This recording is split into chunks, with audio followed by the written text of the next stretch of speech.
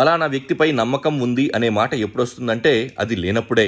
Please నన్ను నమ్మండి అని వేడుకుంటున్నారంటే నమ్మడం లేదని అర్థం చేసుకోవడం కష్టమేమీ కాదు.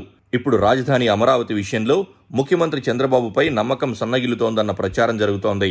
ఇందుకు మరెవరినో నిందించడం వల్ల ప్రయోజనమూ లేదు. కూటమి ప్రభుత్వ విధానాలే రాజధానికి భూములిచ్చిన వారిలో నమ్మకాన్ని పోగొడుతున్నాయి.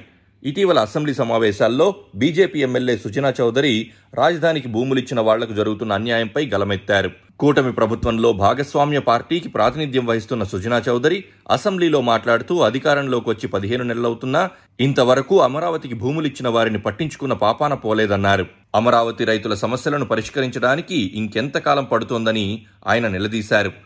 అమరావతి మీద అమరావతి రైతుల ఆర్తనాదాలు 5 సంవత్సరాలు నేను స్వయంగా హ్యాండిల్ చేశానది. ఆ తర్వాత మన ప్రభుత్వం వచ్చి ఇప్పుడు 15 నెలలైనా కూడా అమరావతి రైతుల సమస్యలు మాత్రం సాల్వ్ కావట్లేదు. గతంలో అమరావతి పోరులో సుజనా చౌదరి అత్యంత క్రియాశీలక పాత్ర పోషించారు.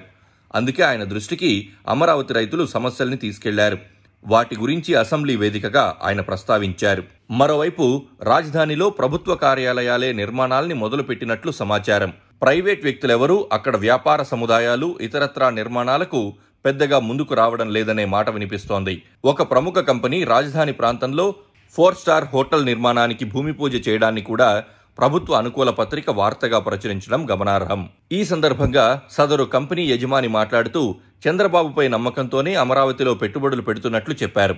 ఇలాంటి వార్తల వెనక టీడీపీ అసలు ఉద్దేశాన్ని అర్థం చేసుకోవచ్చు. అదిగో చూడండి, పలానా కంపెనీ భారీ హోటల్ నిర్మాణం చేపట్టిందని, చంద్రబాబుపై ఆయన నమ్మకాన్ని ఉంచారనే సందేశాన్ని పంపదలిచారు.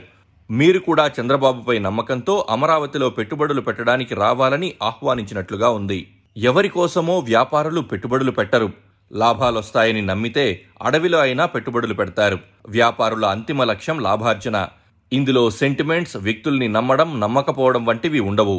అమరావతిలో పెట్టుబడులు పెట్టడానికి రాజధాని మార్పు కంటే కూడా అక్కడి భౌగోళిక పరిస్థితులేవో భయపెడుతున్నాయన్న ప్రచారం జరుగుతోంది. ఈ అడ్డంకుల్ని అధిగమించి పెట్టుబడుల్ని రప్పించడం చంద్రబాబు సర్కార్కు అతిపెద్ద సవాల్గా మారింది. అందుకే చంద్రబాబును నమ్మి పెట్టుబడులు పెట్టాలని పదే పదే కోరడాన్ని గమనించవచ్చు.